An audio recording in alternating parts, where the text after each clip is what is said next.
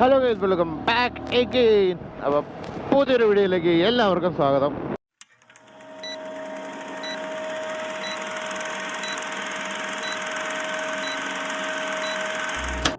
അപ്പോൾ ഈ ഒരു വീഡിയോ എടുക്കാൻ വേണ്ടി ഞാൻ കുറേ ദിവസമായിട്ട് നടക്കാം.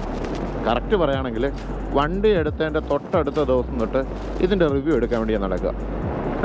പക്ഷേങ്കിൽ ഇതുവരെ നമുക്ക് റിവ്യൂ എടുക്കാൻ പറ്റിയിട്ടില്ല. അതിൻ്റെ റീസൺ എന്താണെന്ന് ചോദിച്ചിട്ടുണ്ടെങ്കിൽ ഓരോ പ്രശ്നം ചെയ്യുമ്പോൾ ഓരോരോ പ്രശ്നങ്ങളാണ്. നമ്മൾ ആദ്യം റിവ്യൂ ചെയ്യാൻ പോയി നമ്മുടെ മൈക്ക് പോയിട്ടുണ്ടായി. ഞാൻ ഓൾറെഡി അത് നമ്മൾ അപ്ലോഡ് ചെയ്ത വീഡിയോയിൽ പറഞ്ഞിട്ടുണ്ടായിരുന്നു. നമ്മൾ ഏറെക്കുറെ 500 കിലോമീറ്ററാണ് ഫസ്റ്റ് സർവീസിന് കൊടുക്കാൻ നേരമാണ് നമ്മൾ റിവ്യൂ എടുക്കാൻ വേണ്ടി പോയിരുന്നത്. അന്ന് നമുക്ക് റിവ്യൂ എടുക്കാൻ പറ്റിയിരുന്നില്ല. കഴിഞ്ഞിട്ട് നമ്മൾ മൈക്കെല്ലാം ഓർഡർ ചെയ്തു. ആദ്യം വന്ന മൈക്ക് വ്യത്യാസം ഉണ്ടായിരുന്നു. വീണ്ടും മൈക്ക് വേറെ ഓർഡർ ചെയ്ത് വന്ന മൈക്ക് ഇതാണ് ഞാനിപ്പോൾ സംസാരിക്കുന്നത്. ഈ മൈക്ക് വന്നു. മൈക്ക് എടുക്കാൻ പോയതിൻ്റെ വീഡിയോ നിങ്ങൾ ഓൾറെഡി കണ്ടിട്ടുണ്ടാവും. അപ്പം മൈക്ക് വന്നതിന് ശേഷം നമ്മൾ വീഡിയോ എടുക്കാൻ വേണ്ടി പോയിട്ടുണ്ടായി. എനിക്ക് RTOC പോകേണ്ട ഒരു കാര്യം ഉണ്ടായിരുന്നു. അങ്ങനെ നമ്മൾ വീഡിയോ എടുക്കാമെന്ന് പറഞ്ഞ് നമ്മൾ എല്ലാം സെറ്റ് ചെയ്ത് പോയിക്കൊണ്ടിരുന്ന സമയത്ത് ഭയങ്കര മഴ എന്ന് പറഞ്ഞാൽ ഭയങ്കര മഴ. അങ്ങനെ വീണ്ടും നമ്മുടെ റിവ്യൂ ഫ്ലോപ്പായി. അങ്ങനെ കുറേ വട്ടം റിവ്യൂ ഫ്ലോപ്പായതിന് ശേഷം ഇന്ന് നമ്മൾ വീണ്ടും വീഡിയോ എടുക്കാൻ വേണ്ടി പോവുകയാണ്. ഇതിപ്പം വണ്ടി 2456 കിലോമീറ്റർ ഇപ്പോൾ വണ്ടി ഓടിയിട്ടുണ്ട്. 5000-ലാണ് നെക്സ്റ്റ് സർവീസ് വരുന്നത്. അപ്പം ഇന്നലെ ഞാൻ ലോങ് പോയിട്ട് വന്നുകൊണ്ട് തന്നെ നല്ല മഴയായിരുന്നു. അപ്പോൾ വണ്ടിയിൽ മൊത്തം ചെളിയാണ്. നമുക്കൊന്ന് വാഷ് ചെയ്തിട്ട് നമുക്ക് നമ്മുടെ സ്ഥിര സ്പോട്ടായിട്ടുള്ള കല്യാണത്തണ്ട് പോകാം. കല്യാണത്തണ്ട് വെച്ച് നമുക്ക് ഇതിൻ്റെ റിവ്യൂ കാര്യങ്ങളെല്ലാം കാണാം. എന്തായാലും ഞാൻ ഈ വണ്ടി ഒരു മാസമായിട്ട് യൂസ് ചെയ്യുകയാണ്. അപ്പം ഒരു മാസം കൊണ്ട് എനിക്ക് വന്ന ബുദ്ധിമുട്ടുകൾ, കാര്യങ്ങൾ, വണ്ടിയുടെ മൈലേജ്, വണ്ടിയുടെ സ്പെക്ക് കാര്യങ്ങളെല്ലാം വെച്ചുകൊണ്ടൊരു കംപ്ലീറ്റ് റിവ്യൂ ആയിരിക്കും ഇത്. എന്തായാലും മസ്റ്റായിട്ട് ഫുള്ള് കാണാൻ ശ്രമിക്കുക. ആദ്യമായിട്ടാണ് നമ്മുടെ ചാനൽ കാണുന്നതെങ്കിൽ ഇപ്പോൾ തന്നെ നമ്മുടെ ചാനൽ സബ്സ്ക്രൈബ് ചെയ്ത് തൊട്ടടുത്തുള്ള ബെല്ലൈക്കൺ കൊടുത്തിട്ടുണ്ടെങ്കിൽ നമ്മുടെ പുതിയ വീഡിയോകൾ നിങ്ങൾക്ക് നോട്ടിഫിക്കേഷൻ ആയിട്ട് കിട്ടും. അപ്പോൾ നിങ്ങൾക്ക് ഇഷ്ടപ്പെട്ടെങ്കിൽ നിങ്ങളുടെ ഫ്രണ്ട്സിനും ഫാമിലിക്കും എല്ലാവർക്കും സജസ്റ്റ് ചെയ്യണം. എന്തെങ്കിലും മിസ്റ്റേക്കുകൾ കാര്യങ്ങളുണ്ടെങ്കിൽ നമ്മുടെ കമൻറ്റ് ബോക്സിൽ പറഞ്ഞാൽ നമ്മളത് മെച്ചപ്പെടുത്താൻ ശ്രമിക്കുന്നതായിരിക്കും. എന്തായാലും നമുക്ക് നേരെ വീഡിയോയിലേക്ക് പോകാം.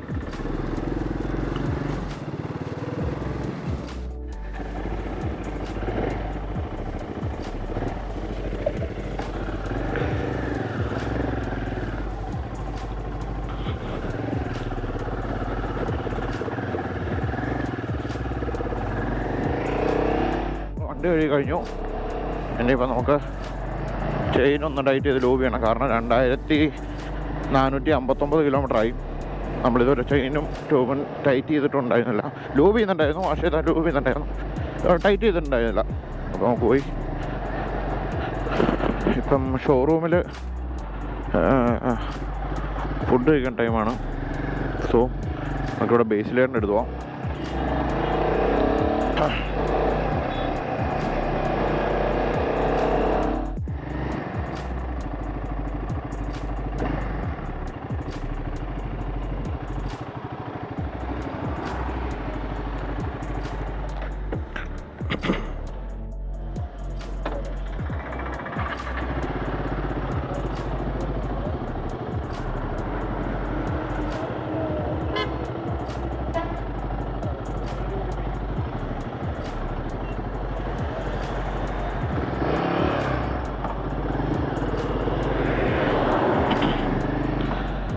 അപ്പം അവിടെ വന്നപ്പം വണ്ടി ബേസിലായിട്ടൊന്ന് ഓടിച്ചൊക്കെ നോക്കി.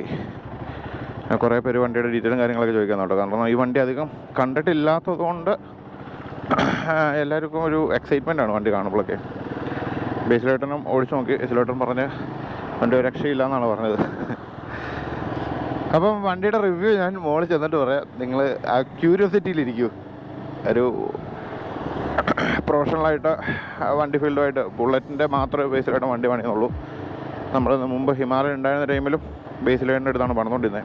ഇപ്പോൾ ഞാൻ ഷോറൂമിലാണ് സർവീസ് കാര്യങ്ങളൊക്കെ ചെയ്യുന്നത്. അതുപോലെ ചെയിൻ ടൈറ്റ് ചെയ്യാൻ, ലൂബ് ചെയ്യാൻ, അങ്ങനെയുള്ള കാര്യങ്ങൾക്കാണ് ഞാൻ മെയിനായിട്ട് ഇവിടെ പോണത്. ഇപ്പം ചെയിൻ ടൈറ്റ് ചെയ്യാനുണ്ടായി ഉള്ളതില്ലായിരുന്നു. നിലവിൽ ലൂബ് ചെയ്യാനുണ്ടായിരുന്നുള്ളൂ. പിന്നെ എന്നോട് പറഞ്ഞു, വാഷ് ചെയ്യുമ്പോഴത്തേക്ക് ക്ലീനർ വെച്ച് ചെയ്താൽ മതി, വെള്ളം അടിക്കേണ്ട. വെള്ളം അടിച്ച് ചെയിൻ്റെ ലൈഫ് കുറയും. സോ ക്ലീനർ ഉണ്ട്, ക്ലീനർ മേടിച്ച് യൂസ് ചെയ്യുക, അതായിരിക്കും ബെറ്റർ എന്ന് പറഞ്ഞു. അപ്പോൾ നമുക്ക് ഇനി അടുത്ത പ്രാവശ്യം തൊട്ട് ക്ലീനറാക്കാം. ഇതാണ് നമ്മുടെ ഏറ്റവും പുതിയ ഗൊറില്ല 450.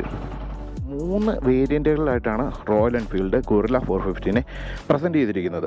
അതിൻ്റെ അകത്ത് ഡാഷ്, ഫ്ലാഷ്, അനലോഗ് എന്നിങ്ങനെ 3 വേരിയൻറ്റുകളാണ് ഇപ്പോൾ നമുക്ക് അവൈലബിൾ ആയിട്ടുള്ളത്.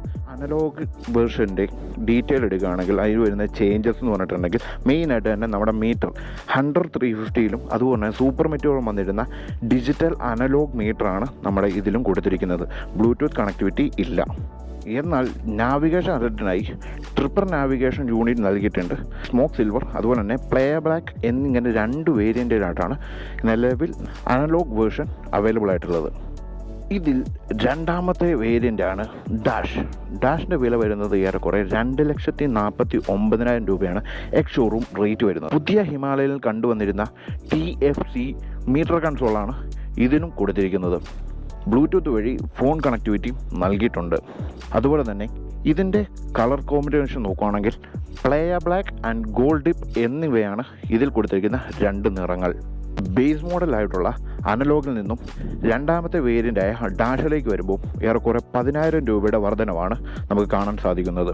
ഗൊറില്ല 450യുടെ 3ാമത്തെ ടോപ്പ് എൻഡുമാണ് ഫ്ലാഷ് വേരിയൻറ്റ്. 2,54,000 രൂപയാണ് എക്സ് ഷോറൂം റേറ്റായി ഇതിന് വരുന്നത്. ഡാഷ് വേരിയൻറ്റിലെ പോലെ തന്നെ TFC ഡിസ്പ്ലേ ആണ് ഇതിലും നൽകിയിരിക്കുന്നത്. ഫ്ലാഷ് എന്ന പേര് സൂചിപ്പിക്കുന്നത് പോലെ തന്നെ ഫ്ലാഷി കളറാണ് ഇതിന് നൽകിയിരിക്കുന്നത്. യെല്ലോ റിബൺ അതുപോലെ തന്നെ ബ്രാവ ബ്ലൂ എന്നിങ്ങനെ 2 കോമ്പിനേഷനിലാണ് കളർ നൽകിയിരിക്കുന്നത്. ഇപ്പോൾ നമ്മുടെ കയ്യിലുള്ളത് ബ്രാവ ബ്ലൂ ആണ്. എൻജിൻസൊക്കെ നോക്കുകയാണെങ്കിൽ ലേറ്റസ്റ്റ് ഹിമാലയനുള്ള 452 cc liquid cooled single cylinder എൻജിനാണ് റോയൽ എൻഫീൽഡ് ഗൊറില്ല 450ക്ക് നൽകിയിരിക്കുന്നത്. 8,000 RPMൽ 40.2 PS ആണ് കൂടിയ കരുത്ത് നൽകുന്നത്. 5,500 RPMൽ 40 Nm ടോർക്കും നൽകുന്നു. ഹിമാലയന് സെയിം എൻജിനാണെന്ന് ഞാൻ ഓൾറെഡി പറഞ്ഞു. എന്നാൽ പോലും ഗൊറില്ലയുടെ ക്യാരക്ടറിന് അനുസൃതമായി ട്യൂണിങ്ങിനും ഗിയറിങ്ങിലും മാറ്റപ്പെടുത്തലുകൾ കൊണ്ടുവന്നിരിക്കുന്നു. 1000 RPMൽ തന്നെ ടോർക്കിൻ്റെ 85% ലഭിക്കാവുന്ന രീതിയിലാണ് ഗൊറില്ല 450യുടെ tuning. Assistant and slip clutch സംവിധാനത്തോടുള്ള 6 സ്പീഡ് ട്രാൻസ്മിഷനാണ് റോയൽ എൻഫീൽഡ് ഗൊറില്ല 450ക്ക് നൽകിയിരിക്കുന്നത്. ഹിമാലയനോട് സാദൃശ്യമുള്ള സ്റ്റീൽ ട്യൂബുലാർ ഫ്രെയിംസാണ് ഗൊറില്ല 450ക്ക് നൽകിയിരിക്കുന്നത്. പക്ഷേങ്കിൽ സബ് ഫ്രെയിമിന് മാറ്റമുണ്ട്. പിന്നീട് നമുക്ക് സസ്പെൻഷൻ പാർട്ടിലോട്ട് വരികയാണെങ്കിൽ 140 mm ട്രാവലുള്ള 43 ടെലിസ്കോപ്പിക് ഫോർക്കാണ് മുന്നിൽ നൽകിയിരിക്കുന്നത്. 150 mm ട്രാവലുള്ള ഇൻഗേജ് ടൈപ്പ് മോണോഷോക്കുമാണ് ബാക്കിൽ നൽകിയിരിക്കുന്നത്. സിറ്റി റൈഡിനും അതുപോലെ തന്നെ വീക്കെൻഡിൽ ലോങ് റൈഡിനും ഒരുപോലെ ഇണങ്ങുന്ന രീതിയിലാണ് ഗൊറില്ല 450യുടെ ട്യൂണിംഗ് എന്ന് റോയൽ എൻഫീൽഡ് അവകാശപ്പെടുന്നു. ഇനി നമുക്ക് ഡിസൈൻ വൈസ് നോക്കാം.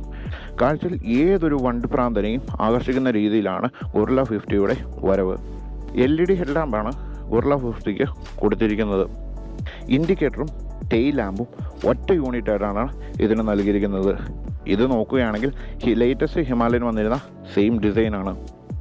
ഒറ്റ നോട്ടത്തിൽ ഹിമാലയനായിട്ടും 100/350 ആയിട്ടും ചെറിയ സാമ്യം തോന്നുമെങ്കിലും ഡിസൈനിൽ ഒരുപാട് വ്യത്യാസങ്ങൾ കൊണ്ടുവന്നിട്ടുണ്ട്. 11 ലിറ്റർ ടാങ്കാണ് റോയൽ എൻഫീൽഡ് ഗൊറില്ല 450ക്ക് നൽകിയിരിക്കുന്നത്.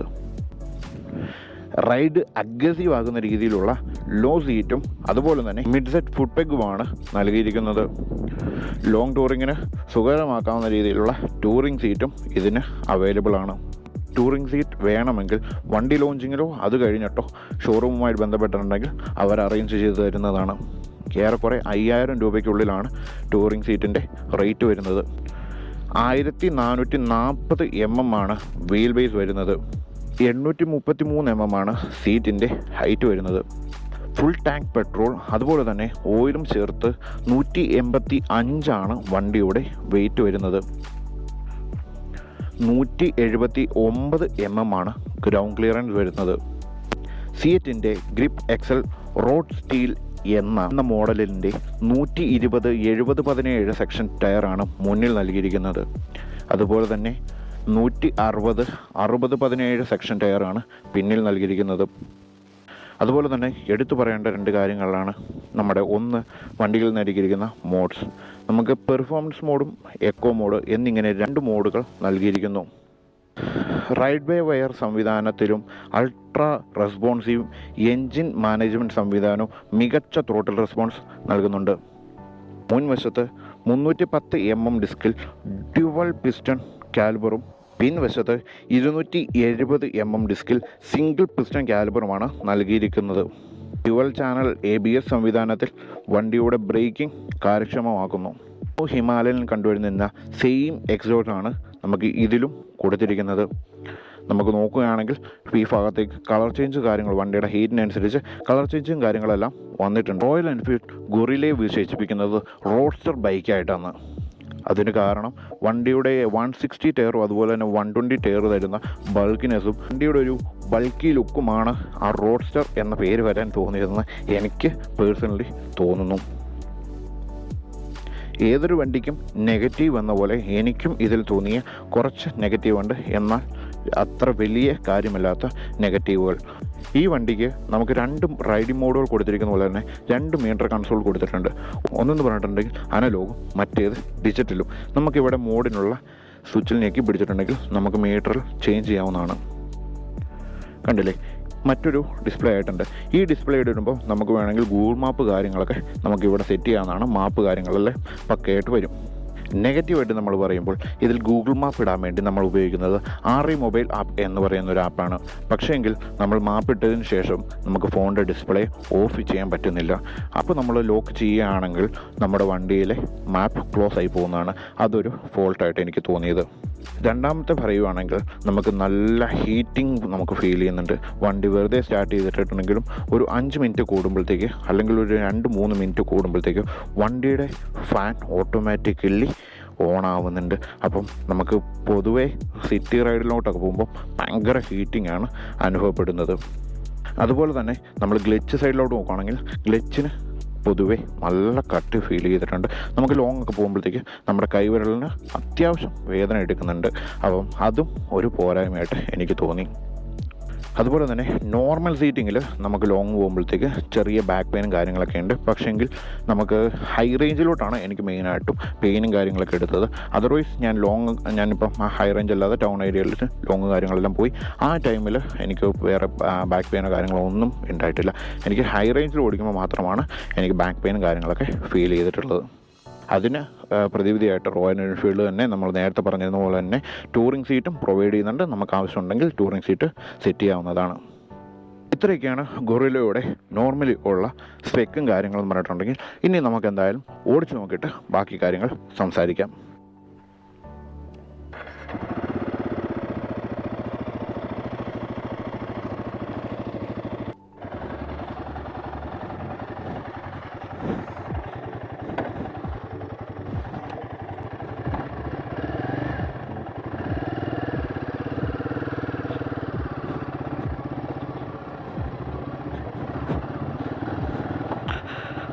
ഫസ്റ്റ് ഓഫ് ഓൾ എനിക്ക് പറയാനുള്ളത് ഈ വണ്ടിയുടെ സസ്പെൻഷൻ്റെ കാര്യം തന്നെയാണ്. നമ്മുടെ സസ്പെൻഷൻ നോക്കുകയാണെങ്കിൽ നമ്മുടെ MDയിൽ ഉണ്ടായിരുന്നത് USB 4 പക്ഷേങ്കിൽ ഇതിൻ്റെ ഫ്രണ്ടിലുള്ളത് USB 4 അല്ല. പക്ഷേങ്കിൽ അതിൻ്റേതായിട്ടുള്ള ഒരു പ്രശ്നവും എനിക്ക് ഇതുവരെ ഫീൽ ചെയ്തിട്ടുള്ള എന്നുള്ളതാണ് സത്യം. ആക്ച്വലി പറയുകയാണെങ്കിൽ ബാക്കിൽ ഒരാൾ കയറി ഇരുന്നിട്ടുണ്ടെങ്കിൽ ഭയങ്കര കംഫർട്ടാണ് നമുക്ക് ബാക്കിൽ കിട്ടണത്. അതുപോലെ തന്നെ ഒരു നെഗറ്റീവ് പറയുകയാണെങ്കിൽ ഇപ്പം നമ്മുടെ വണ്ടിയിലുള്ളത് പെർഫോമൻസ് മോഡിലാണ്. അപ്പം പെർഫോമൻസ് മോഡിൽ കിടക്കുമ്പോഴത്തേക്ക് നമുക്ക് ബാക്കിൽ ഇരിക്കുമ്പോഴത്തേക്ക് ബാക്കിൽ വേറെ സപ്പോർട്ടോ കാര്യങ്ങളോ ഒന്നും ഇല്ലാത്തതുകൊണ്ട് നമ്മൾ സെക്കൻഡിലിട്ട് കൈ കൊടുക്കുമ്പോൾ വണ്ടിയുടെ ത്രോട്ടിൽ റെസ്പോൺസ് നിങ്ങൾ കണ്ടില്ലേ, ഈ റെസ്പോൺസിൽ ആൾ ബാക്കിലേക്ക് പോകാനുള്ള നല്ല ചാൻസ് കാണുന്നുണ്ട്. വണ്ടിയുടെ പെർഫോമൻസ് ബേസ് നമ്മൾ നോക്കുകയാണെങ്കിൽ നമുക്ക് വണ്ടി ഒരു 100 ക്രൂസ് ചെയ്യാൻ വേണ്ടി വെറും സെക്കൻഡുകൾ മാത്രമാണ് എടുക്കുന്നത്. പെർഫോമൻസ് പറഞ്ഞിട്ടുണ്ടെങ്കിൽ അതുപോലെ പെർഫോമൻസ് ആണ്. ഒരിക്കലും ബിഗിനറായിട്ടുള്ള ഒരാൾക്ക് സജസ്റ്റ് ചെയ്യാൻ പറ്റിയ വണ്ടിയല്ല ഇത്. എന്നാൽ എക്കോ മോഡിൽ ഇട്ട് ഓടിക്കുകയാണെങ്കിൽ ഒരു നോർമൽ സൈലൻറ്റ് വെഹിക്കിൾ എങ്ങനെയാണോ ആ രീതിയിലുമാണ് ഇതിൻ്റെ പെർഫോമൻസ്.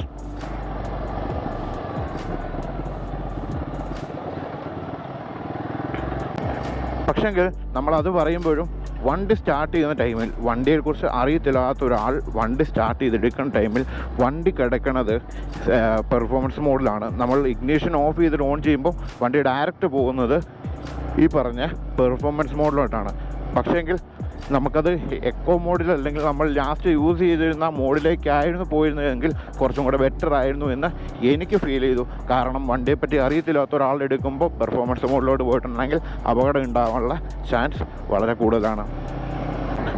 ഞാനിപ്പോൾ ഏറെക്കുറെ 2464 കിലോമീറ്റർ വണ്ടി യൂസ് ചെയ്തിട്ടുണ്ട്. ഇതിൽ ലോങ് റൈഡും പോയിട്ടുണ്ട്, അതായത് നമ്മുടെ തമിഴ്നാട്ടിലുള്ള ലോങ് റൈഡും പോയിട്ടുണ്ട്, കേരളത്തിലുള്ള ലോങ് റൈഡും പോയിട്ടുണ്ട്.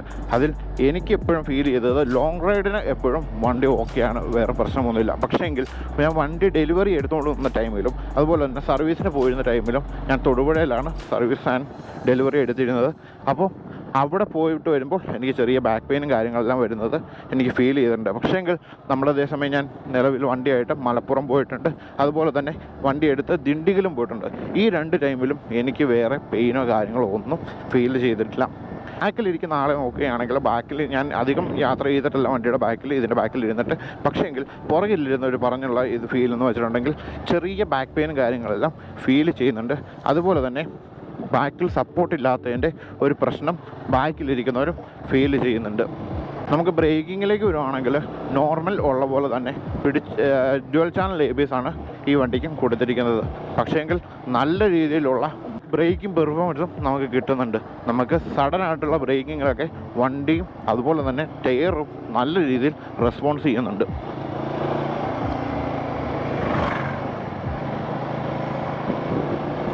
വണ്ടിയുടെ ലുക്ക് പറയാനാണെങ്കിൽ നമുക്ക് ഉദാഹരണമായി എൻ്റെ കാര്യം തന്നെ ഞാൻ പറയാം. ടോണിച്ചേട്ടയ്ക്ക് മെറ്റോർ 650 എടുക്കാൻ വേണ്ടി പോയ ഞാൻ ഒരു കാര്യവുമില്ലാതെ ഈ വണ്ടി ഞാൻ ബുക്ക് ചെയ്തു.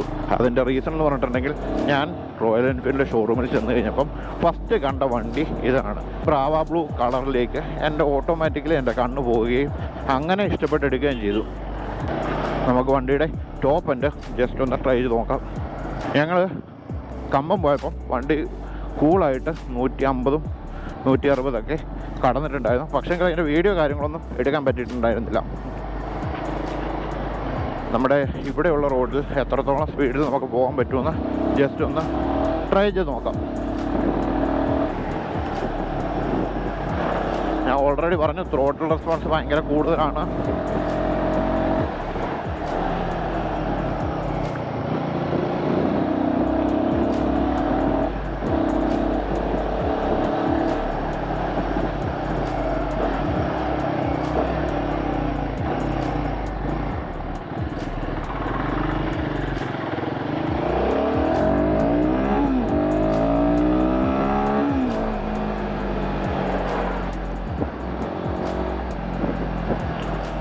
അതുപോലെ തന്നെ 120 and 160 ടയറാണെന്ന് ഞാൻ ഓൾറെഡി പറഞ്ഞിട്ടുണ്ടായി.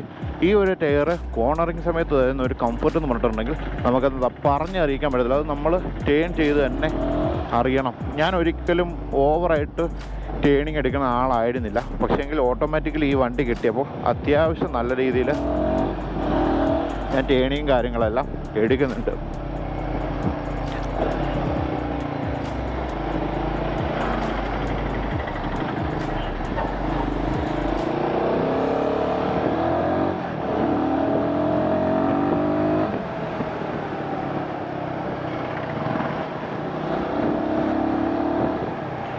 റോഡിൽ നല്ല തിരക്കുണ്ട്, അതുകൊണ്ട് എത്രത്തോളം കാണിച്ചു തരാൻ പറ്റും എന്നെനിക്ക് അറിയില്ല. നമുക്ക് മാക്സിമം ട്രൈ ചെയ്യാം. അതെ, ഇതാണ് പ്രശ്നം. നല്ല തിരക്കുള്ളതുകൊണ്ട് തന്നെ നമുക്ക് ത്രോട്ടിൽ കൊടുക്കാൻ പറ്റുന്നില്ല. അതേസമയം എക്കോ മോഡിലോട്ട് നമ്മൾ പോയിട്ടുണ്ടെങ്കിൽ വണ്ടിക്ക് നല്ല വ്യത്യാസം വരുന്നുണ്ട്. വണ്ടി നേരെ സൈലൻ്റ് ആകുന്നുണ്ട്.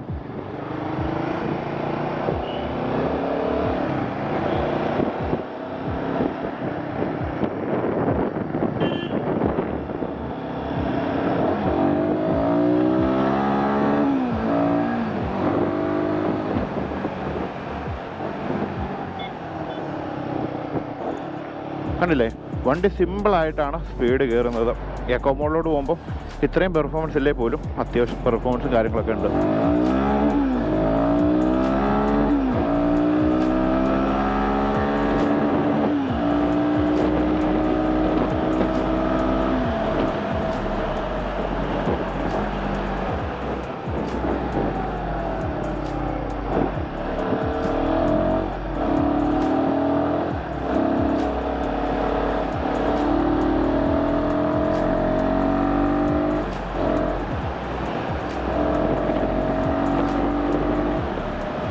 കണ്ടില്ലേ, സിമ്പിളായിട്ടാണ് വണ്ടി 100 കിടക്കുന്നത്. അപ്പോൾ തന്നെ നിങ്ങൾക്ക് ഏറെക്കുറെ വണ്ടിയുടെ പവറും കാര്യങ്ങളെല്ലാം മനസ്സിലായിട്ടുണ്ടാവും. നമുക്കിനി എക്കോ മോഡിലിട്ട് നമുക്ക് തിരിച്ചു പോയി നോക്കാം.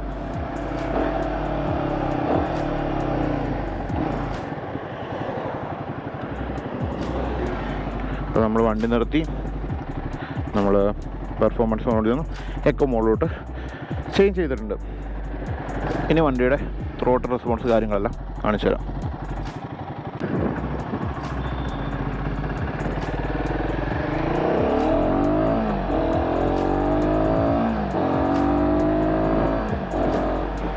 അല്ല, വണ്ടി കുറച്ചും കൂടെ സൈലൻ്റായി. നേരത്തെ അത്രയും വണ്ടിക്ക് ത്രോട്ട് റെസ്പോൺസ് ഇല്ല.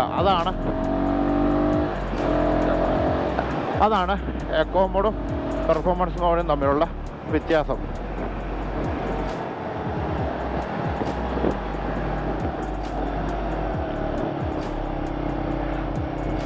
ഇനി നമുക്ക് വണ്ടിയുടെ മൈലേജിലേക്ക് വരുവാണെങ്കിൽ, വണ്ടി നമ്മൾ നോർമലി എക്കോ മോഡിലിട്ട് ഓവർ ത്രോട്ടിൽ കൊടുക്കാതെ ഓടിക്കുകയാണെങ്കിൽ ഏറെക്കുറെ 37ഒക്കെയാണ് മീറ്ററിൽ കാണിക്കുന്നത്. ആവറേജ് 24 കാണിക്കുന്നത്. അതേസമയം നമ്മൾ പെർഫോമൻസ് മോഡിൽ ഇട്ട് കൈ കൊടുത്ത് ഓടിക്കുകയാണെങ്കിൽ വണ്ടി 15ലേക്കും പോയിട്ടുണ്ട്. ആദ്യമേ എൻ്റെ കയ്യിൽ വണ്ടി കിട്ടിയ സമയത്ത് പെർഫോമൻസ് മോഡിൽ ഇട്ട് നല്ല രീതിക്ക് ത്രോട്ടിൽ കൊടുത്താണ് ഞാൻ വണ്ടി ഓടിച്ചിരുന്നത്. എനിക്ക് ആ സമയത്ത് 15ഒക്കെ മൈലേജ് കിട്ടിയിട്ടുണ്ടായിരുന്നുള്ളൂ. പക്ഷേങ്കിൽ ഇപ്പം നമുക്ക് ഏറെക്കുറെ വണ്ടി ഓടിക്കേണ്ട രീതിയും കാര്യങ്ങളെല്ലാം മനസ്സിലായി, വണ്ടി നമ്മുടെ കയ്യിലായി. അതുകൊണ്ട് തന്നെ കൂടുതലും ഞാൻ യൂസ് ചെയ്യുന്നത് എക്കോ മോഡിലിട്ടാണ്. എക്കോ മോഡിൽ ഇടുമ്പോൾ നമുക്ക് ഏറെക്കുറെ എന്തായാലും 25-30 പ്ലസ്, 25 അല്ലെങ്കിൽ 30 പ്ലസ് നമുക്ക് മൈലേജ് കിട്ടുന്നുണ്ട്.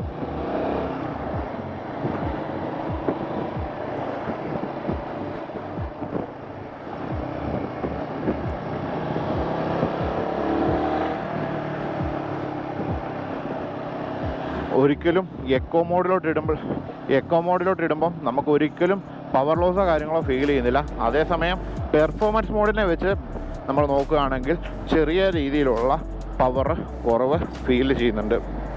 അതൊരിക്കലും ഒരു നെഗറ്റീവ് അല്ല. അതുപോലെ തന്നെ പെർഫോമൻസ് മോഡിലോട്ട് ഇടുമ്പോൾ നമുക്ക് ത്രോട്ടിൽ കൊടുക്കുമ്പോൾ പെട്ടെന്ന് തന്നെ നമ്മുടെ എക്സ്പ്ലോഷൻ നോട്ട് ചേഞ്ച് ആവുന്നത് നമുക്ക് നന്നായിട്ട് മനസ്സിലാവും.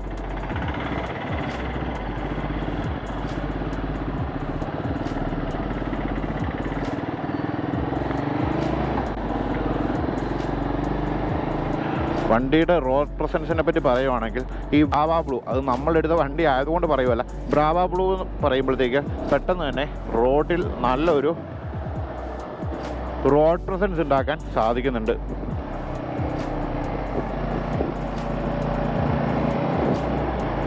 ഞാൻ ഓൾറെഡി പറഞ്ഞിരുന്നു, കോർണറിങ്ങിന് വളരെയധികം ആപ്റ്റബിൾ ആയിട്ടുള്ള ഒരു ടയറാണ് റോയൽ എൻഫീൽഡ് ചൂസ് ചെയ്തിരിക്കുന്നത്. പക്ഷേങ്കിൽ എത്രത്തോളം ടയറിൻ്റെ അവൈലബിലിറ്റി ഉണ്ടാവുമെന്ന് നമുക്ക് കണ്ടറിയണം. കാരണം ഇപ്പോൾ തന്നെ 2400 അത് 2500 കിലോമീറ്ററിനോട് ഞാൻ അടുക്കുമ്പോൾ എൻ്റെ ടയറിന് അത്യാവശ്യം നല്ല രീതിയിലുള്ള തേയ്മാനം വന്നിട്ടുണ്ട്. അതിൻ്റെ കാരണം എന്ന് പറഞ്ഞാൽ വണ്ടിയുടെ പവർ തന്നെയാണ്. ഓട്ടോമാറ്റിക്കലി ഇത്രയും പവർഫുള്ളായിട്ടൊരു വണ്ടിക്ക് തേയ്മാനം കൂടുതലായിരിക്കും.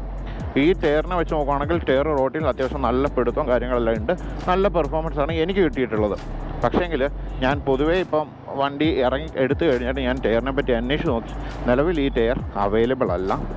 അപ്പം ഷോറൂമിൽ ഞാൻ വിളിച്ച് തിരക്കിയപ്പോഴത്തേക്ക് പറഞ്ഞത് ഉടനെ തന്നെ ഷോറൂമിൽ ഇത് അവൈലബിൾ ആകും എന്നാണ് പറഞ്ഞിരുന്നത്. പക്ഷേങ്കിൽ ഇതിൻ്റെ പെയറായിട്ടുള്ള റേറ്റോ കാര്യങ്ങളോ ഒന്നും നമുക്കറിയാൻ സാധിച്ചിട്ടില്ല. എന്തായാലും ഒരു 10 പ്ലസിലേക്ക് നമുക്ക് നോക്കിയാൽ മതി. ടയർ മൈലേജ് നോക്കുകയാണെങ്കിൽ ഏറെക്കുറെ ഒരു 6000-7500 മാക്സിമം നമുക്ക് നോക്കിയാലും മതിയാവും.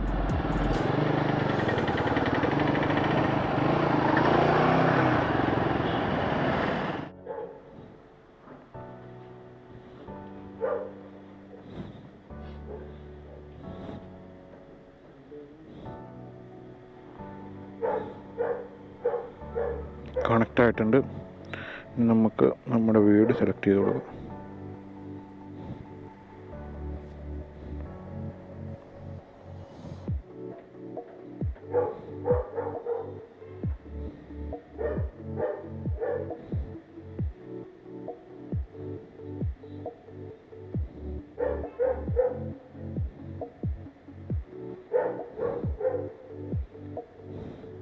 പെട്ടു, ഇവിടെ മാപ്പ് വന്നു.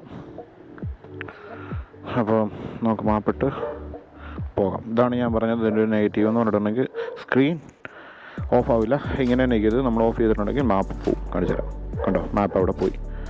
അപ്പം സ്ക്രീൻ എപ്പോഴും ഓൺ ആക്കി വെച്ചാൽ മാത്രമേ മാപ്പ് വരുള്ളൂ. നമ്മുടെ സ്ക്രീനിൽ ലോക്ക് ചെയ്തപ്പോൾ മാപ്പ് ഓട്ടോമാറ്റിക്കലി വന്നു. അത് മാത്രമാണ് ഇതിൻ്റെ ഒരു നെഗറ്റീവ് എന്ന് പറഞ്ഞിട്ടുണ്ടെങ്കിൽ. ഇപ്പോൾ എന്തായാലും മാപ്പിട്ട് നമുക്ക് പോകാം.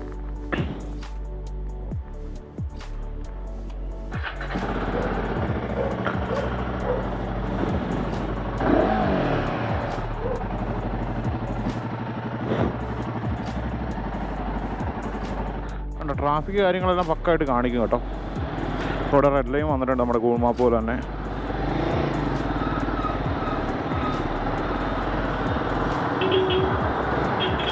പിന്നെ നമ്മുടെ വണ്ടി പെർഫോമൻസ് മോഡാണോ എക്കോ മോഡാണോ എന്ന് അറിയാൻ വേണ്ടി ഉള്ള വഴി എന്ന് പറഞ്ഞിട്ടുണ്ടെങ്കിൽ പെർഫോമൻസ് മോഡാകുമ്പോഴത്തേക്ക് പെർഫോമൻസ് മോഡാണെങ്കിൽ ഇവിടെ ഒരു ടൈമിൻ്റെ ഇത് വന്ന് കിടക്കും. ഇതുണ്ട്, ഇവിടെ ഒരു എംബ്ലം ഉണ്ട് ടൈമിൻ്റെ. അതേസമയം എക്കോ മോഡാണെങ്കിൽ ഒരു ലീഫിൻ്റെ ഇത് വന്ന് കിടക്കും. അങ്ങനെയാണ് നമ്മുടെ പെർഫോമൻസ് മോഡാണോ എക്കോ മോഡാണോ എന്ന് അറിയുന്നത്.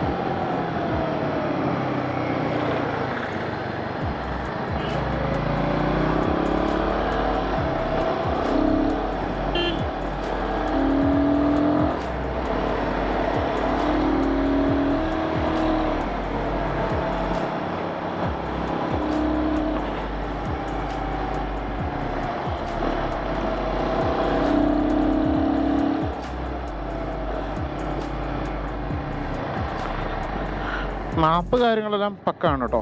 അതിൽ വേറെ പ്രശ്നമോ കാര്യങ്ങളൊന്നുമില്ല.